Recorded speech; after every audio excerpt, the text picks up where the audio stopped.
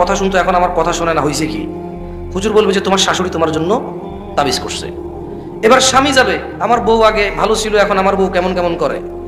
এবার হুজুর বলবে যে তোমার বউয়ের আগের প্রেমিক তারে জাদু করছে, তাবিজ করছে। এইবার শাশুড়ি যাবে, আমার জামাইটা মেয়ের কথা শোনে না। শাশুড়িকে বলবে আপনার মেয়ের আগের প্রেমিকা তাকে প্রেম করে রাখছে, এটা অনেক আগের, তাদের এখনো বান কাটতে হবে আপনি।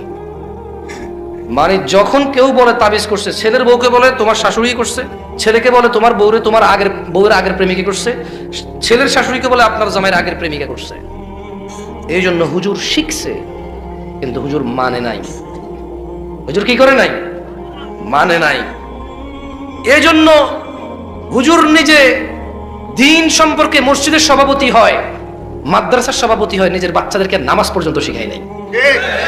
কারণ সে ভাবছে যে সভাপতি হয়ে গেলে চলবে, সে ভাবছে যে সেক্রেটারি হয়ে গেলে চলবে, সে ভাবছে তার দাদা 2 বিঘা জমি দিয়ে গেছে মসজিদ মাদ্রাসার জন্য, সে ভাবছে এটা তার উপার্জনের পথ। মসজিদ মাদ্রাসায় মানুষ দান করবে, এগুলো সে হিসাব রাখবে, হিসাব দিবে না ঠিকভাবে। সে ভাঙ্গা ভাঙ্গা ব্যবসা বাণিজ্য করবে, আস্তে আস্তে শোধ করবে মসজিদ মাদ্রাসাকে। তার দাদা দিয়ে গেছে আল্লাহকে, সে সেটার মধ্যে রাজত্ব করবে। কারণ সে দিন জান্নাতে যাওয়ার জন্য শেখে নাই। এই যারা ওয়াজ করায় তাদের উদ্দেশ্য কি আসলে বলতে পারেন? নিশ্চয়ই তাদের উদ্দেশ্যই পুরো গ্রামের মানুষের হিদায়েত। তাহলে সে নিজেকে কেন করছে না? ওর কেন টাকনুর নিচে প্যান্ট? ওয়াই? টাকনুর নিচে প্যান্ট পরলে আল্লাহ কিয়ামতে দয়া দৃষ্টিও করবে না, দয়াও করবে না। এভাবে দয়া করে আল্লাহ সুবহানাহু ওয়া তাআলা রহমও করবে না, রহমের দৃষ্টিতে তাকাবেও না টাকনুর নিচে প্যান্ট থাকলে। তো মাহফিল কমিটি পুরো গ্রামবাসীকে দাওয়াত দিল। মাহফিল কমিটি, আপনাদেরকে বলতেছি না নিজের উপর নিয়েন না, এটা পুরো বাংলাদেশের ঘটনা, বুঝছেন? এটা আপনি নিজের উপর নিয়েন না। মাহফিল কমিটি টাকা খরচ করে মাইকিং করলো, এক বিরাট ওয়াজ ও মেলার মাহফিল। দোকান টোকান তো ওঠে, এখানে উঠছে কিনা আমি জানি না, এখানকার কথা বলছি না, আমি 90% কথা বলছি। কেমন মাহফিল কমিটির লিফলেট ছাপাইলো। মাহফিল কমিটি দূর থেকে একজন বড় আলেম বক্তা, মনে রাখবেন এই যে আমি এখানে কথা বলতেছি শেষে এর মানে না যে আমি বড় আলেম। একটু আগে যিনি কথা বলে গেছে আমি ওনার ছাত্র হওয়ার যোগ্য না, কিন্তু আপনারা ডিসাইড করতে পারেন না কে ভালো আলেম। এই জন্য আপনারা যাকে যার কথা শুনতে ভালো লাগে তার কথা শুনতে যান। কেউ গান গায়, কেউ গজল গায়, কেউ সুন্দর করে কৌশল করে কথা বলে, আপনারা সেই প্রেমে পড়ে যান। আপনারা কেউ ইলমের প্রেমে পড়েন না। যদি ইলমের প্রেম হইতো আপনাদের, যদি নলেজ সিকিং হইতো, যে আমি জ্ঞান শিখবো, ভালো মন্দ সম্পর্কে জানবো, তাহলে একটু আগে বেশি মানুষ হইতেন, এখন হইতেন না।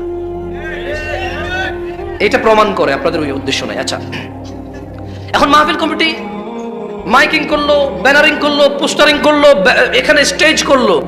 কেন? ভালো মন্দের। আমি আজকে আপনাকে গ্যারান্টি দিয়ে বলি, আজকে জুমার দিন না, গতকাল বৃহস্পতিবার এই মাহফিল কমিটির ইম্পর্টেন্ট ব্যক্তিত্বরা দাঁড়িয়ে কাটছে। কারণ আজকে জুমা, আজকে জুমা। তো বাংলাদেশে তো মানুষ আল্লাহ নবীর সুন্নতকে শেভ করেই বৃহস্পতিবার রাত থেকে জুমার আগ পর্যন্ত। জুমা কি দিন? জুমা কি কিয়ামতের দিন? জুমা কি দুরূদ পড়ার দিন? না, জুমা হলো শেভ করার দিন আর দাওয়াত খাওয়ার দিন। আল্লাহ নবী বলে গেছে জুমা হচ্ছে দুরূদ পাঠের দিন। কিসের দিন?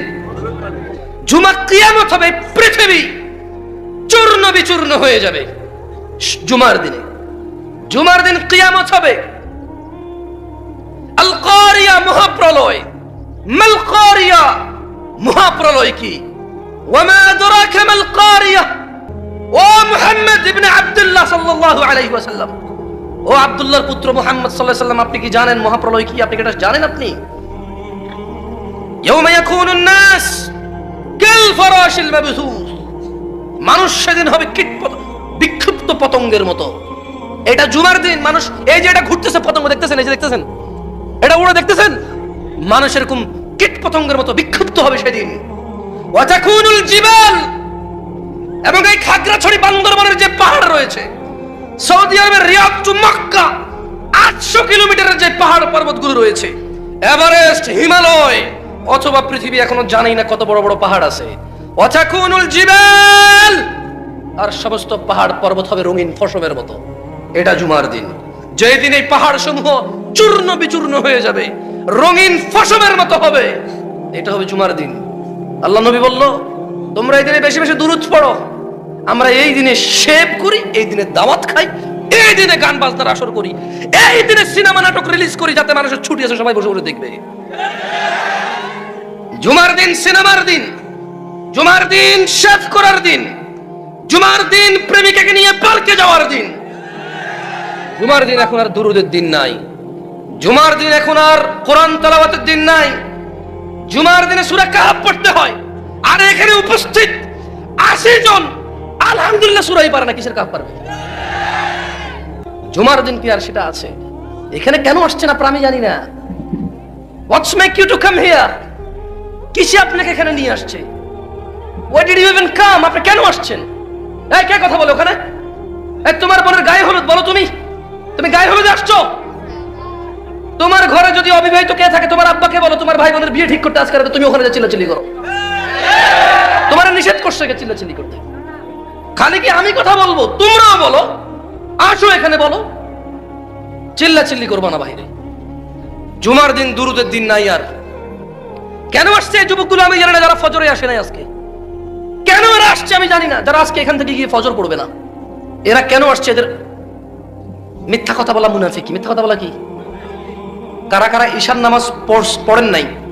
এই যে সবাই দাঁড়ায় আছেন।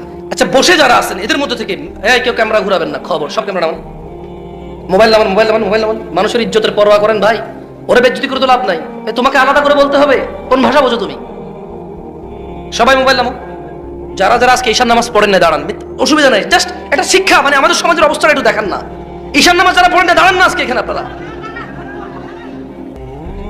This is what our society right now. We belong here. এইটা আমাদের সমাজ, এইটা আমাদের সমাজ। লজ্জা করে না ওই বাবার? শরম আহা, কোথায় রাখবে এই লজ্জা? পিতা মারা গেল, ছেলে জানাজা পড়তে জানে না। কোথায় রাখে এই লজ্জা এই জাতি? পিতা মারা গেল, ছেলে গোসল দিতে জানে না। রাখে কোথায় এত লজ্জা? কোথায় রাখে এত লজ্জা এই বাপ? তার লজ্জা শরম কোথায় গিয়েছে? আহা, তার দাদা বেঁচে নাই, তার বড় বাপ বেঁচে নাই, বেঁচে নাই তার পূর্বপুরুষের কেউ। বেঁচে আছে তারা 3 ভাই, তাদের ঘরে 12-15 জন ছেলে সন্তান। নাতি পুতি সব মিলে মাত্র 15 জন। নাতি পুতি পন্থী খন্তি সব মিলে মাত্র 20-22 জন মানুষ বেঁচে আছে পরিবারে। আর বাকি সবাই মরে অস্থিতে পরিণত হয়েছে, মৃত্তিকায় পরিণত হয়েছে। তাদের হাড্ডি পর্যন্ত খুঁজে পাওয়া যাবে না। লজ্জা কোথায় রাখে এই বাপ? যেই বাপ নিজেও সালাত ফজরের ঘুমায় থাকে, বাচ্চাটাও ঘুমায় থাকে। এই বাপ নাকি তার বাচ্চাকে ভালোবাসে, ও নাকি বিদেশ গিয়ে কষ্ট করে বাচ্চার জন্য, ও নাকি রিক্সা ভ্যান চালায় সব ছেলে সন্তানের মুখের দিকে তাকায়া। তুমি তোমার বাচ্চার পৌঁছানোর জন্য এত কষ্ট করো, এটাকেই তো আল্লাহ জাহান্নামে নিক্ষেপ করবে। এটাকেই তো আল্লাহ জাহান্নামে নিক্ষেপ করবে। কিসের তোমার কদর, কিসের তোমার আদর? কেমন আদর আর কদর তুমি করো? তোমার বাচ্চাটাকে আল্লাহ মরে গেলে জাহান্নামে ফেলে দেবে, আর তুমি বলছো তুমি নাকি তার পেট, তুমি নাকি তার পিঠ বাঁচাচ্ছ দুনিয়াতে।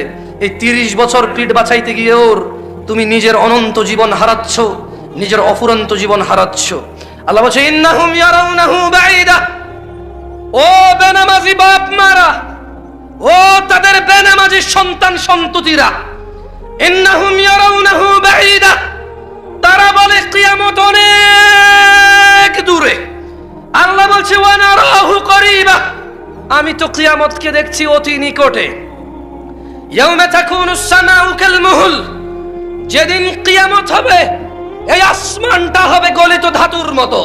চোখ বন্ধ করো, চোখ বন্ধ করো যুবক, চোখ বন্ধ করো যুবকের বাপরাও মারা। ইয়াউমা তাকুনুস সামাউ কাল মুহল, সেদিন আকাশ হবে গলিত ধাতুর মতো। ওয়া তাকুনুল জিবালু কাল ইহিন, আর পাহাড়গুলো হবে রঙিন ফসমের মতো।